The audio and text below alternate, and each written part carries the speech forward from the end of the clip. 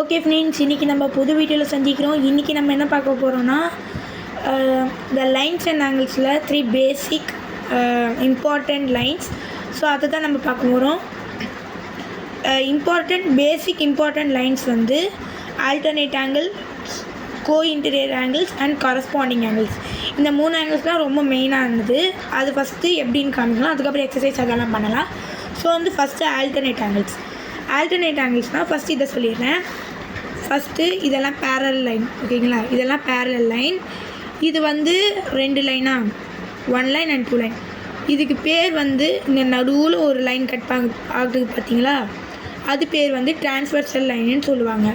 இந்த transversal line தான் ஒரு லைனை கட் பண்ணி டிஃப்ரென்ஸ் லைனாக ஆகுது.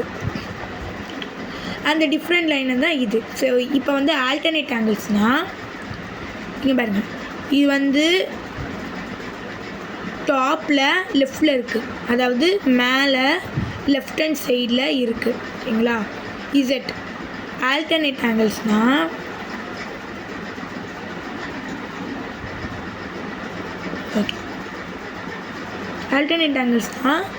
இப்போது டாப்பில் லெஃப்ட் ஹேண்ட் சைடில் இருக்கிற ஒரு லெட்டர் அது அப்படி இந்த பேரலில் டாப்பில் இல்லாமல் கீழே வந்து ரைட் ஹேண்ட் சைடில் வரணும்.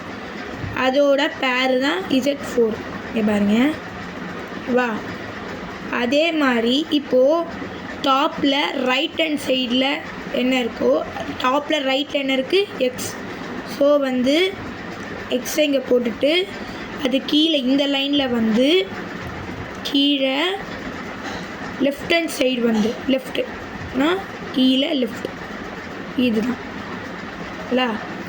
கீழே.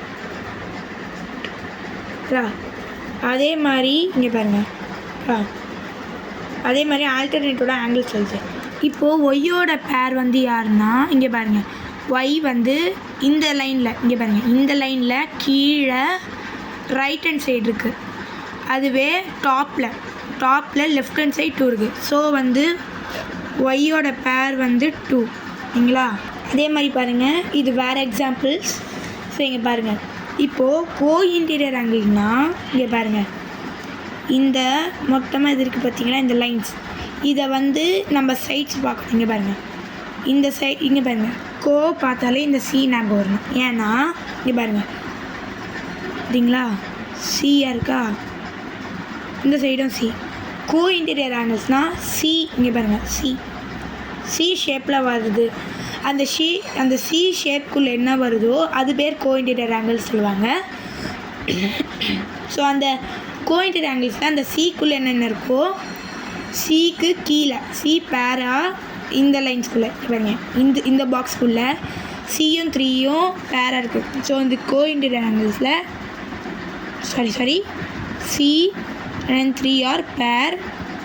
அதுக்கப்புறம் இந்த பாக்ஸ்க்குள்ளே எது பேர்னா F and 4.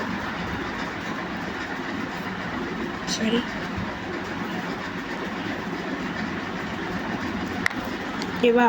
இதுதான் கோஇன்டீரியர் ஆங்கிள்ஸ். இப்போ கரஸ்பாண்டிங் ஆங்கிள்ஸ்னால் பாருங்க, இது எப்படின்னா, இப்போ டாப் ரைட்டுனா இங்கே பாருங்க, இப்போ டாப்பில் ரைட்டு இருக்குன்னா கீழே லெஃப்டில், அதாவது இங்கே பாருங்கள், இந்த லைனில் டாப்பாக இருக்கும். ஆனால் இது அப்படியே ஹாரிசான்டல், இதை வந்து அப்படியே அல்டா புல்ட்டாவாக மாறிடணும். இதை வந்து இப்படியே மாறணும். இங்கே பாருங்கள். ஸோ வந்து டாப்பில் வந்து லெஃப்டில் வர வைக்கணும். அப்படின்னா இதோட பேர் வந்து ஏவோட பேர் 3. அதே மாதிரி எஃப்போட பேர் பாருங்கள், கரஸ்பாண்டிங் ஆங்கிள்ஸில் கீழே ரைட்டில் அப்போனா இதுவும் கீழே ஆனால் லெஃப்டில், சரிங்களா? பாருங்க,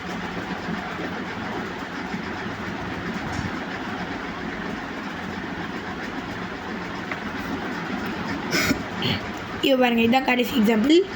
இப்போது நம்ம கீழே இங்கே இருக்கா, கீழே சி இருக்கா, சியோட பேர்னா கீழே, அதாவது இங்கே, ஆனால் அது ரைட்டில் வரணும், சரிங்களா? ஸோ வந்து சி இன் பேர் 5.